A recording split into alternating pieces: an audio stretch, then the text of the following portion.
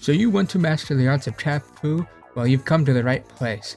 Now why might you want to master these arts? If you really hate your team, these skills are important. First things first. Now this is not mandatory, but it's best advised to equip a headband. This lets people know you are built to fight, and it makes you 20% most likely to hit headshots. Not really. Next up, killing in style is important. So here's what I deem from best to worst for standing up in the front lines while your teammates die to infection. If the orator efforts are the only ones available to you, you are free to use them. Now that you're suited up for battle and looking fashionable, let's get into what weapons are suitable and viable for your journey. Whilst the chaplain doesn't have a wide range of selectable utilities, to be a douchebag is to use what is most selfish. You'll probably know where this is going. We are finding our weapon.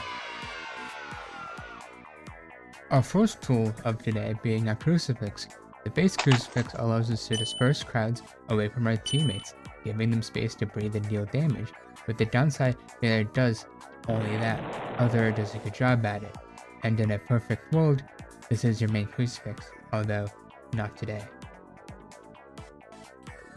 Our second and only other choice in tool, the exorcism crucifix.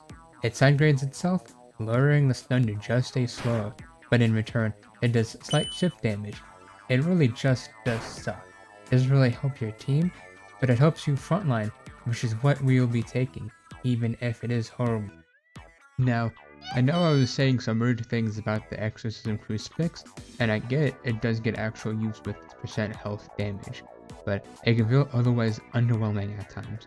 And while I'm not going to go too far deep into explaining how the exorcism crucifix works, as that would honestly be a video on its own, but I will let you know that if you haven't used this crucifix before, you can only gain charge from damage, blessings, and mercies.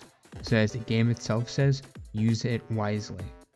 Alright, I was having some huge microphone issues earlier, but we should be good to go now. Oh, now this is where the fun begins. The stake, the melee weapon of the chaplain, and not including universal unlocks, reskins, and whatnot, it is the only melee weapon the chaplain has to offer. I also recommend equipping the iron stake. It's a lot cooler looking, and in case you forgot, this video is all about style.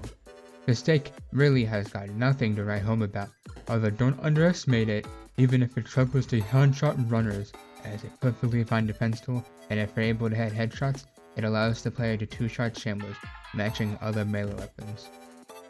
It's quite simple really. There are only two ways to use this stake. Pure bird damage, hit upward and swing for headshots. And if you want to stack punctures, use the lowest swing for a faster swing rate. Although, if you want to look cool in battle, I recommend only using the upward swing. In the end though, it's up to you. There's very little variation in how the stake works. And if you're confused on what punctures do, they lower the effectiveness on infection and other debuffs that zombies apply. Our teaching, unsurprising the most, is spiritual divinity. It just works best with what we are trying to accomplish with the exorcism crucifix. A minimum rundown for spiritual divinity, for those who don't know, it grants the user infection immunity to blessing others, but in return, it has similar downsides to the exorcism crucifix, only gaining usage through damage. Its charges deteriorate over time, forcing the user to continue combat and notice a vigilant blessing.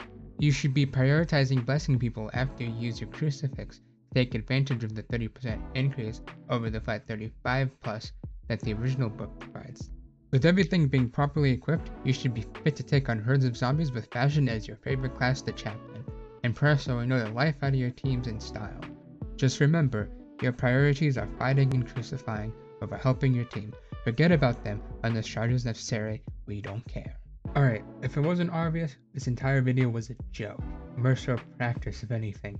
I had a blast making it though. I hope you had a blast watching it. With that being said, go annoy your teammates. Or don't. I don't care.